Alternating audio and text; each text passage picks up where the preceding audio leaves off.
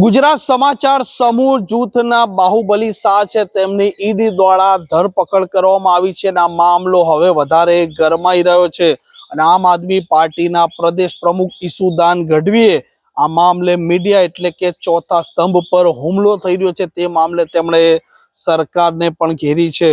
વૈષ્ણવજન તો તેને કહીએ જે પીડ પરાઈ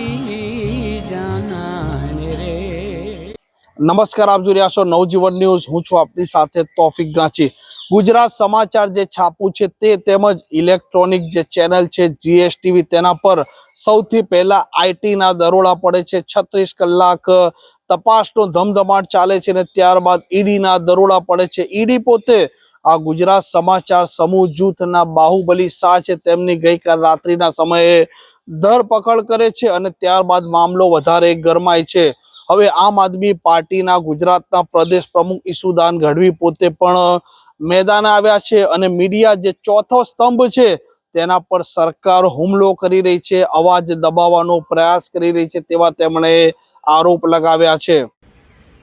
લોકશાહીનો ચોથું સ્તંભ એટલે મીડિયા, પત્રકારત્વ।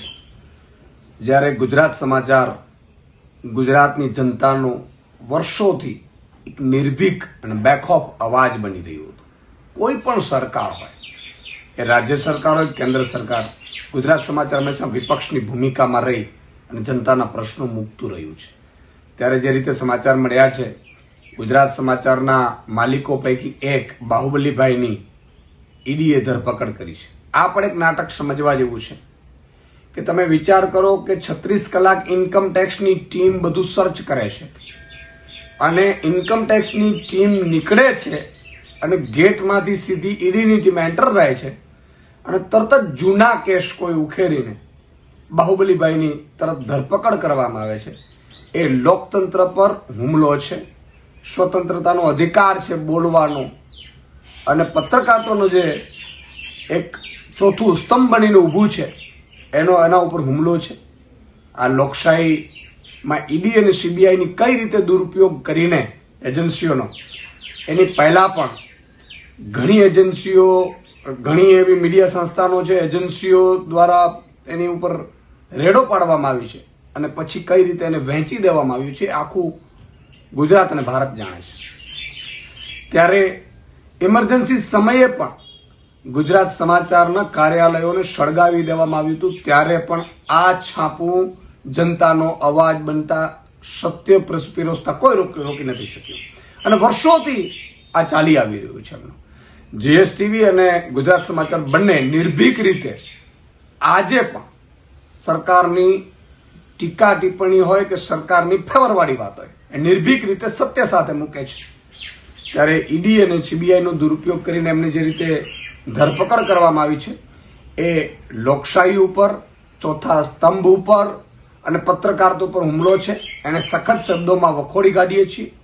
હું એક ગુજરાત સમાચારના વાચક તરીકે, આમ નાગરિક તરીકે પણ આવા સાચા પત્રકારત્વનું ગળું ઘોટવાનું જે કામ કેન્દ્ર સરકાર કરી રહી છે એ ખરેખર નાગરિકોના હિતમાં નથી, સરકારોના હિતમાં નથી। સરકારનું કામ એ છે કે એમની ક્યાંય ભૂલ હોય તો કાં તો વિપક્ષ કહે અથવા તો કોઈ સાચું પત્રકારત્વ કહે તો એને ભૂલ સુધારવાનું હોય, એને દબોચી લેવાનું ન હોય।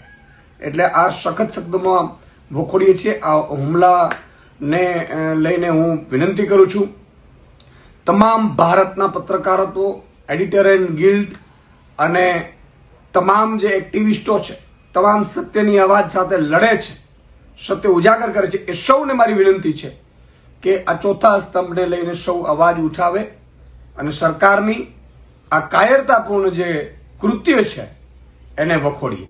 अब आम आदमी पार्टीना गुजरातना प्रदेश प्रमुख ईसुदान गढ़वीना आ गंभीर आरोप है। आम आदमी पार्टीना संयोजक अरविंद केजरीवाले पण आ मामले ट्वीट कर्યું છે અને જે પ્રકારે ઈડી નો સરકાર દુરુપયોગ કરે છે અને મીડિયા પર દબાવવાનો જે પ્રયાસ ચાલુ કર્યો છે, ગુજરાત સમાચાર પર જે પ્રકારનો હુમલો થયો છે તે મામલે તેમણે પણ ટ્વીટ કરી સરકારને પણ ઘેરી છે અને આડે હાથ લેવાનો પણ પ્રયાસ કર્યો છે।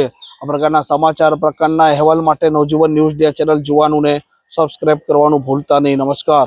વૈષ્ણવજન તો તેને કહીએ જે